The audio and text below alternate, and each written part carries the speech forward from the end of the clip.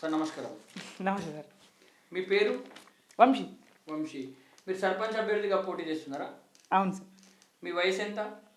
26 సంవత్సరాలు సార్. 26 సంవత్సరాలు. ఇంత చిన్న వయసులో మీరు రాజకీయాల్లోకి రావాల్సిన అవసరం ఏముంది? ఇంత చిన్న వయసులో రావాల్సిన అవసరం ఏముందంటే సార్, ఇప్పుడు నా స్కూల్ టైం కూడా మా ఊళ్ళోనే అయిపోయింది. పిప్రి మా విలేజ్. పిప్రి. సో పిప్రి అయితే మా సీనియర్ అన్నయ్యలు కూడా ఎట్లుంటుండే అంటే, మా క్లాస్ పక్కన ఒక గోడ ఉంటుండే. ఇంటర్వెల్ టైంలో అదే గోడకు పోయి వస్తుండే.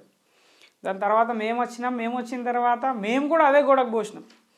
ఇప్పుడు నా స్కూల్ టైం అయిపోయి ఒక 10 సంవత్సరాలు అయింది. ఈ 10 సంవత్సరాల తర్వాత కూడా ఇప్పుడు మా ఊళ్ళో ఎట్లుంటుందంటే, ఇప్పటికున్న పిల్లలు స్టిల్ ఇంకా అదే గోడకు పోస్తున్నారు. ఇప్పటి వరకు కనీసం ఒక స్కూల్ వ్యవస్థలో ఒక టాయిలెట్స్ కూడా లేవు అక్కడ. ఇదే కాదు, ఇలాంటి వ్యవస్థలు ఇంకెన్నో అట్లనే ఉండిపోయినాయి మా ఊళ్ళో. సో అవి ఇట్లని మార్చాలన్న ఉద్దేశంతోనే మనం ఇందులో దిగినాం అన్నట్టు. అట్లా ఓకే. స్కూల్ని చూసి అక్కడ ఉన్న ఒక సిచ్యువేషన్ చూసి ఇట్లాంటి ఇంకెన్ని ఉన్నాయన్న ఉద్దేశంతో రాజకీయాలకు రావాలనుకుంటారు. ఎగ్జాక్ట్. మరి మీ ఎడ్యుకేషన్ క్వాలిఫికేషన్ ఏంటి? మా ఎడ్యుకేషనల్ క్వాలిఫికేషన్స్ అంటే సార్, ఇప్పుడు నాది గ్రాడ్యుయేషన్ అయిపోయింది, పీజీ కూడా అయిపోయింది, బీఎడ్ కూడా అయిపోయింది. ఓహో, గ్రాడ్యుయేషన్, పోస్ట్ గ్రాడ్యుయేషన్, బీఎడ్ అయిపోయింది. బీఎడ్ కూడా వెరీ హై క్వాలిఫికేషన్ కూడా రాజకీయాలకు రావాలనుకుంటారు. మరి మొత్తం మీదుగా మీ ఊళ్ళో ఎంతమంది పోటీ చేస్తున్నారు? మొత్తం మీద అంటే సార్, మా ఊళ్ళో పోటీ చేసే వాళ్ళు 8 మంది. 8 మంది. 8 మంది. మరి ఈ 8 మందిలా మీకే ఎందుకు ఓటేయాలి?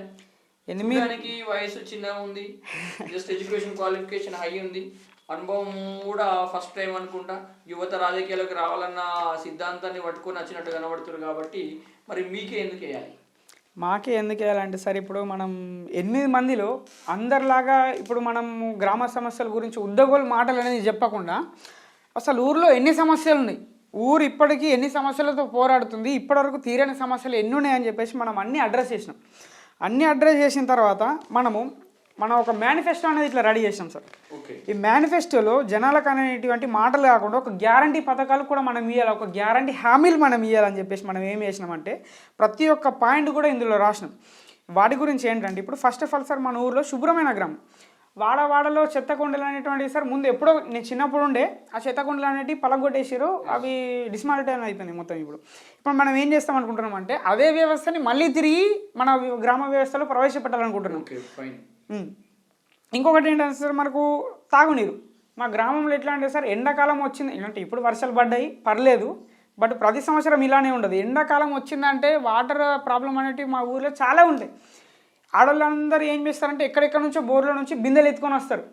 సో అట్లా కాకుండా వాడకి ఎక్కడ ఆడోళ్ళు వాళ్ళ వాడలోనే తాగునీటి సౌకర్యాలు నేను కల్పించాలని చెప్పేసి వాడలో ఒక బోరుతోనే బోరేసి వదిలేయకుండా అక్కడ ఒక మినీ వాటర్ ట్యాంక్ని కూడా నిర్మించాలన్న సిద్ధాంతంతో మనం వచ్చినాం.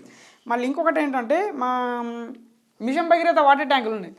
వాటిలో ఎలా అంటే చెత్త చెదరం అనేవి పేర్కొని అట్లనే ఉన్నాయి. ఇప్పుడు దాన్ని క్లీన్ చేసిన వాళ్ళు కూడా లేరు. మనం ఏం చేస్తాం అంటే, చిన్నపిల్లలకు వీళ్ళు బయట అవసరాలకు కూడా ఇంకా ఆడోళ్ళు వాడుకుంటారు. వాళ్ళకి ఇన్ఫెక్షన్స్ అది రాకుండా మనం ఏం చేద్దామన్నామంటే, ప్రతి 45 రోజులకు ఒకసారి ఆ ట్యాంక్ని మొత్తం ఎంటీ చేయించిన తర్వాత మళ్ళీ వాటిని క్లీన్ చేయించి మళ్ళీ రీఫిల్ చేద్దాం అనుకుంటున్నాం.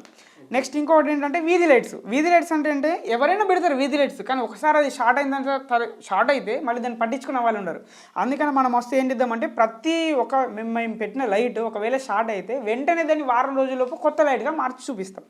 మళ్ళీ ఇంకొకటి ఏంటంటే, గ్రామ భద్రత. మన గ్రామంలో రోడ్డు పైన చిన్న చితకపాటి అసాంఘిక కార్యకలాపాలే కానీ, ఇంకేదైనా చిన్న క్రైమ్సే కానీ ఇవన్నీ జరుగుతున్నాయి. వీటిని అన్నింటినీ మనం కంట్రోల్ చేయడానికి ఏం చేస్తున్నామంటే, స్కూల్ నుంచి మొదలు పెట్టుకొని మొత్తం ఊరి చివరి వరకు ప్రతి ఒక్క రోడ్డు పైన మొత్తం సీసీ కెమెరాలను అమరుస్తామని చెప్పేసి అంటున్నాం. గణేష్లకి దీనికి ఎలాంటి ఇబ్బందులు అండి అవ్వకుండా. మళ్ళీ ఇంకొకటి ఏంటంటే, విద్యార్థులకు స్టడీ సపోర్ట్.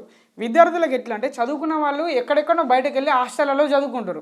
వీళ్ళకి మన ఊళ్ళోనే ఒక గ్రంథాలయం అనేది ఏర్పాటు చేయాలి. పోటీ పరీక్షలకు సిద్ధమైనటువంటి ప్రతి ఒక్క పుస్తకాలని మనం ఇక్కడనే ఉంచాలి అని చెప్పేసి మనం ఇదొక సిద్ధాంతం అనుకున్నాం.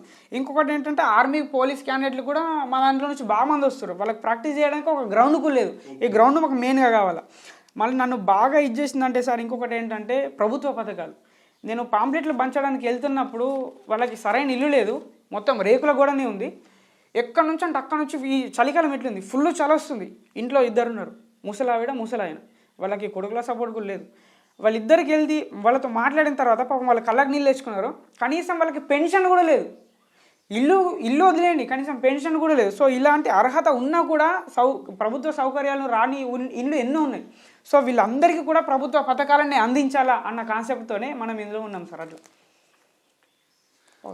చాలా మంచి ఆశయంతో అయితే ముందుకు వచ్చారు. మరి ఒక గట్టి ప్రయత్నం అయితే చేయండి తప్పకుండా.